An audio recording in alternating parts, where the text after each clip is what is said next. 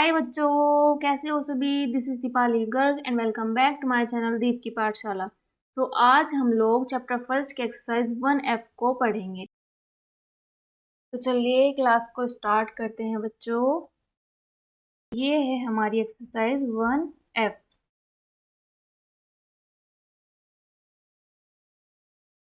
और इसके पहले क्वेश्चन में हमें क्या बताना है कि ये सभी सही हैं या गलत, यानी कि सत्य है या असत्य। ठीक है, चलिए इसका पहला पार्ट हम लोग देखेंगे। इसमें बोला है कि ये वाली संख्या परिमेय संख्या नहीं है। अब हमें बताना है कि ये सही है या गलत। ठीक है, चलो इसको करना पड़ेगा हम लोगों को सोल्व, क्योंकि इसमें दिया है आपको नंबर। देखिए सबसे पहले क्या दिया है, इसमें माइनस के 6/7 और प्लस करके दिया है 6/7। अब हम लोग क्या करेंगे, इसका एलसीएम लेंगे और ब्रैकेट हटाएंगे पहले। ठीक है, ये हो जाएगा माइनस के 6/7 और प्लस 6/7। आगे हम इसमें क्या करेंगे, इनका लेंगे एलसीएम। ठीक है, एलसीएम आएगा 7 और ऊपर हो जाएगा ये कॉपी। अब यहाँ पे ये माइनस का 6 और प्लस का 6 कट जाएगा और 0 आ जाएगा ऊपर। ठीक है, नीचे क्या बचेगा 7 और 0 को हम 7 से डिवाइड करेंगे तो कितना आएगा 0। और 0 एक परिमेय संख्या होती है। ठीक है, लेकिन इसमें क्या बोला है यहाँ कि परिमेय संख्या नहीं है, यानी कि हमने इसको सोल्व किया और 0 लाया तो इसने बोला है कि 0 एक परिमेय संख्या नहीं है, लेकिन 0 एक परिमेय संख्या होती है, यानी कि उसका आएगा ऐसा। चलो अगले क्वेश्चन पर हम चलते हैं। Question number 2। देखो बच्चों, आपको आगे इन पार्ट्स में क्या करना है। देखिए इनमें बीच बीच में कोई हार्ड से वर्ड्स दिए हैं जो आपको समझ नहीं आने वाले। ठीक है, सबसे पहले आपको इनमें दिए गए वर्ड्स को ही समझना पड़ेगा। और वे वर्ड्स कौन कौन से हैं, देखिए ये हो गया योग का तत्समक अवयव। ठीक है, एक हो गया योगात्मक प्रतिलोम, एक हो गया गुणा का तत्समक और एक हो गया गुणात्मक प्रतिलोम। देखो ये सारे क्वेश्चंस क्या करना है इनमें कि हमें सही गलत बताना है, लेकिन इनमें क्या करते हैं बहुत से टीचर्स बोलते हैं आपको कि बुक के पीछे से इनको नॉर्मली आप लोग कॉपी कर लो, इनके सामने लिख लो कि सत्य है या असत्य है। लेकिन आपको ये सब नहीं करना है, क्योंकि ये चीज़ गलत है, आपको पेपर में ये दिक्कत करेगी। तो आज हम लोग इन वर्ड्स को अच्छे से समझ समझ के पढ़ेंगे और अपने दिमाग से इनमें सही या गलत का निशान लगाएंगे। ठीक है, चलिए भाई चलते हैं हम इनकी तरफ। देखिए यहाँ पहले पॉइंट में क्या बोला है कि योग का तत्समक अवयव क्या होता है, यानी कि हम इसकी देखेंगे सबसे पहले परिभाषा।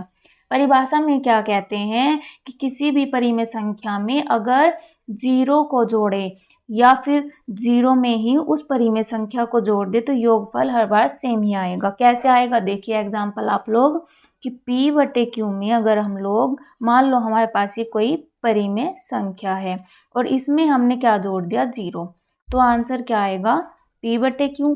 या फिर हम लोग 0 में ही P/Q को जोड़े तो क्या आएगा P/Q, यानी कि दोनों कंडीशन में हमारा आंसर सेम आएगा। अब दूसरा एग्जांपल आप लोग इसका देख सकते हो कि अगर 4 में हम लोग 5 जोड़ते हैं तो क्या आएगा 9, या फिर 5 में जोड़े 4 को तब भी 9 ही आएगा, यानी कि दोनों कंडीशन में हमारा आंसर सेम आना चाहिए। और इसी पर गुण के कारण यानी कि दोनों कंडीशन में हमारा आंसर सेम आता है, इसी के कारण हम शून्य को परिमेय संख्याओं के योग का तत्समक अवयव कहते हैं, यानी कि इसका क्या तत्समक अवयव है शून्य, यानी कि 0।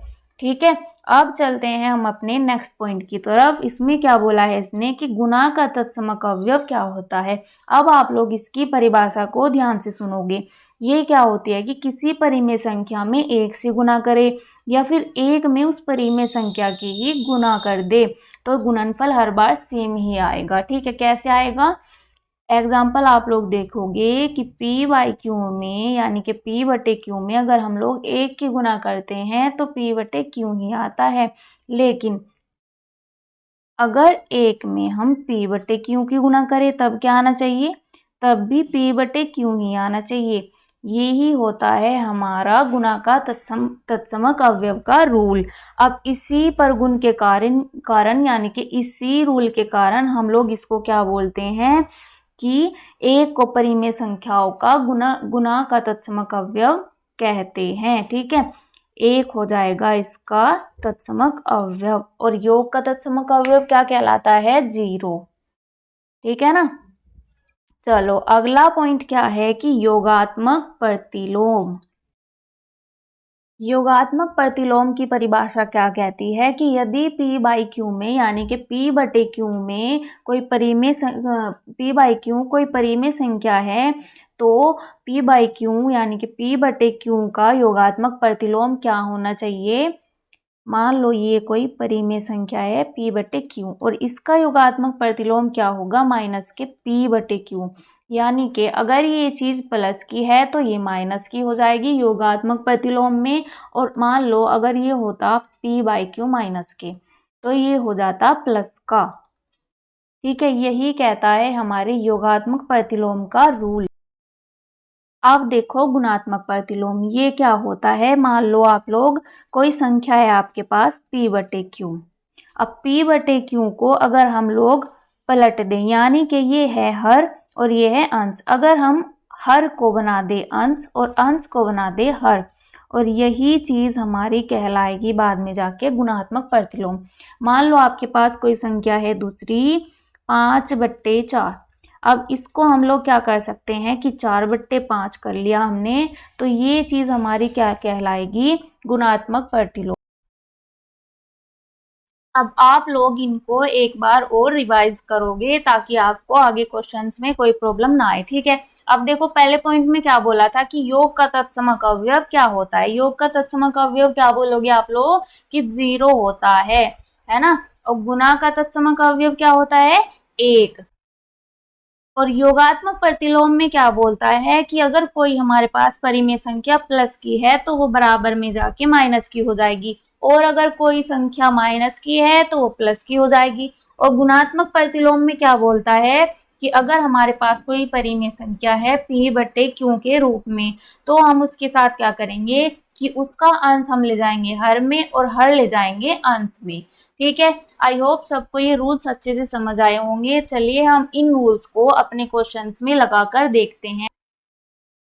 देखिए दूसरा पार्ट क्या है कि परिमेय संख्याओं में योग का तत्समक अवयव 0 है। अब योग का तत्समक अवयव का रूल हमने पीछे पढ़ा था कि योग का तत्समक अवयव 0 होता है। कैसे होता है कि p बाई क्यू में अगर हम लोग 0 को जोड़ते हैं तो p बाई क्यू ही मिलता है, या फिर 0 में हम लोग p बाई क्यू यानी कि p बटे क्यू को जोड़ेंगे तो हमें p बटे क्यू ही मिलेगा।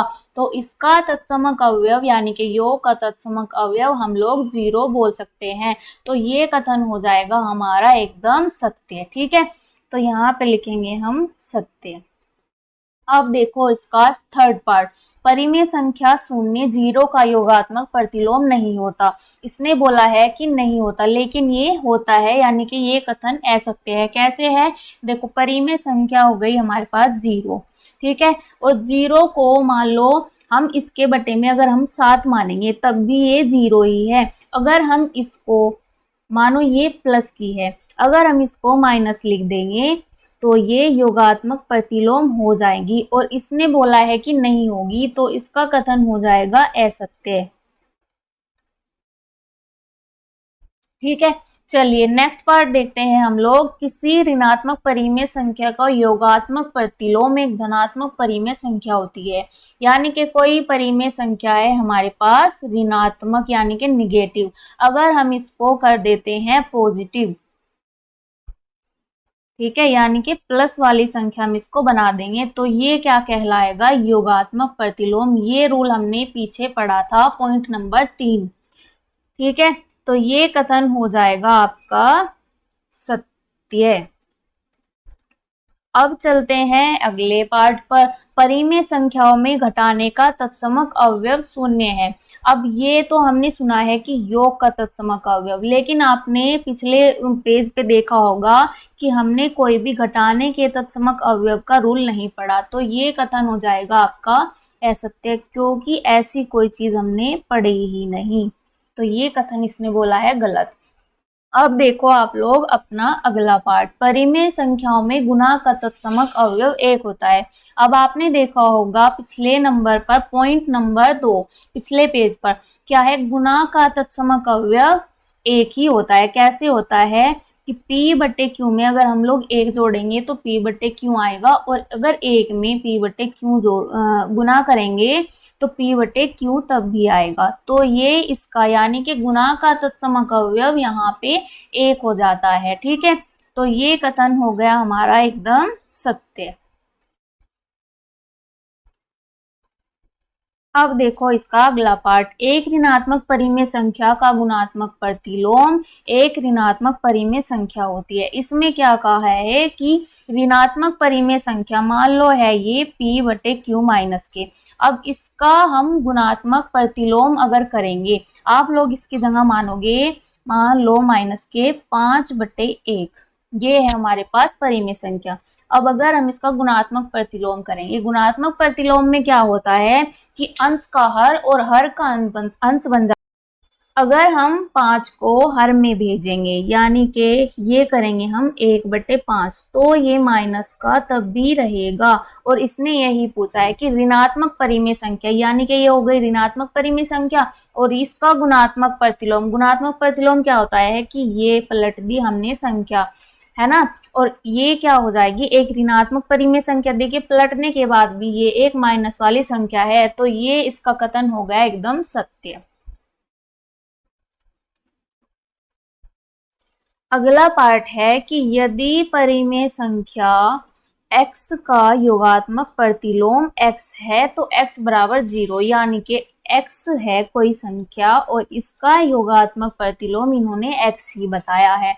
और ये चीज कब पॉसिबल होगी, अगर x को मानेंगे हम लोग 0 तो बराबर में क्या हो जाएगी, योगात्मक प्रतिलोम हमें 0 ही मिलेगा। क्यों मिलेगा, क्योंकि 0 ना तो माइनस का होता है और ना ही प्लस का। लेकिन अगर इसकी जगह कोई दूसरी संख्या दे देता ये x का मान माइनस के मान लो 1/5, तो इसका योगात्मक प्रतिलोम क्या हो जाता, प्लस का 1/5। ठीक है, लेकिन इसने बोला है कि x का योगात्मक प्रतिलोम x है। अगर x बराबर 0 तो इसका कथन हो जाएगा एकदम सत्य, क्योंकि 0 ना तो प्लस की होती है और ना माइनस की। ठीक है, अब चलते हैं हम लोग नेक्स्ट पार्ट की तरफ।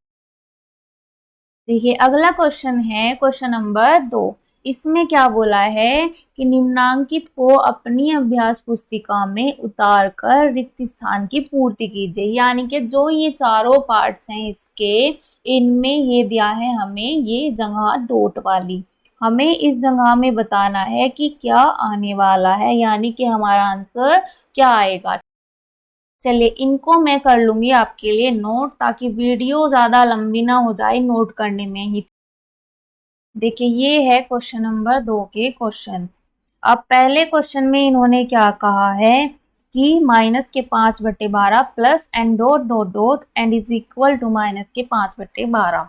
अब देखो ये हो गई लेफ्ट साइड और ये हो गई राइट साइड। अब लेफ्ट साइड को हमें राइट साइड के बराबर बनाना है। अब देखो हमें क्या दिख रहा है यहाँ पे कि -5/12 इधर भी है और इधर भी, और हम ये दोनों साइड हमें पहले से ही बराबर दिख रही हैं, लेकिन हमें डॉट के स्थान पर भी कुछ ना कुछ रखना पड़ेगा।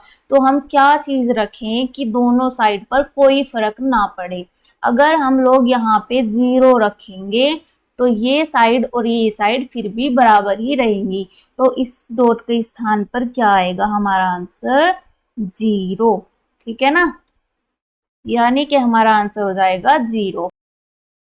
ये है आपका अगला पार्ट। इसमें क्या कहा है कि -4/5 और माइनस डॉट डॉट बराबर 0, यानी कि हमें यहाँ पर क्या संख्या रखे इस डॉट के स्थान पर कि 0 हो जाए ये दोनों पार्ट्स। ठीक है, अब देखो मान लो आपके पास 10 रुपए हैं और आपकी मम्मी ने आपको बोला कि बेटा तेरे को ये शाम तक सारे के सारे पैसे खर्च करने हैं। अब आप लोग कैसे खर्च करोगे, ये हो गए प्लस आपके पास 10 रुपए पहले से ही। अब आप लोग इसमें क्या करोगे कि आप 10 रुपये इसमें से माइनस करके यानी कि आप इनको खर्च दोगे, तो ये क्या बच गया आपके पास बैलेंस 0। और इसी तरह से हमें ये वाला क्वेश्चन भी करना है कि मान लो आपके पास माइनस के 4/5 है।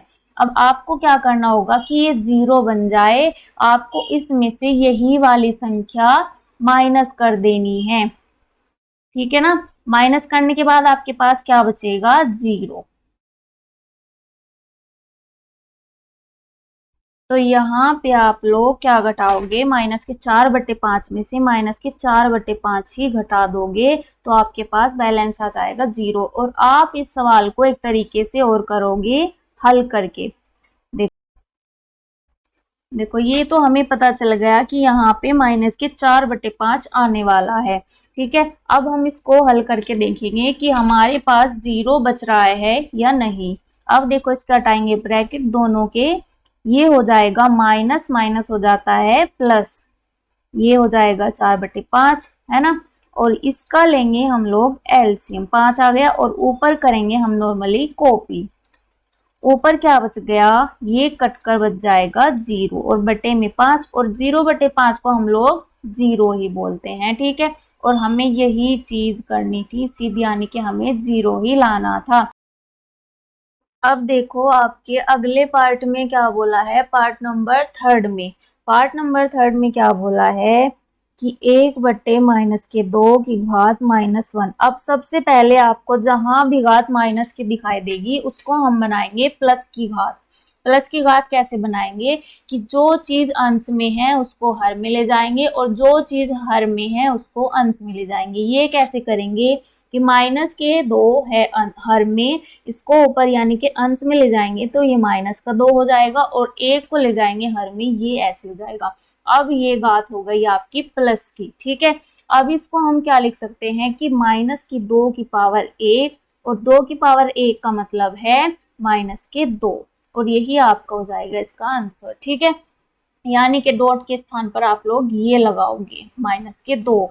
अब देखिए आपका अगला पार्ट। अगले पार्ट में क्या कहा है कि ये वाली चीज है और इसकी घात है -1, और जहां भी -1 होती है पावर उसको हम प्लस की कर लेते हैं। अब सबसे पहले हम ब्रैकेट वाली चीज जो है अंदर इसके, इसको सोल्व करेंगे।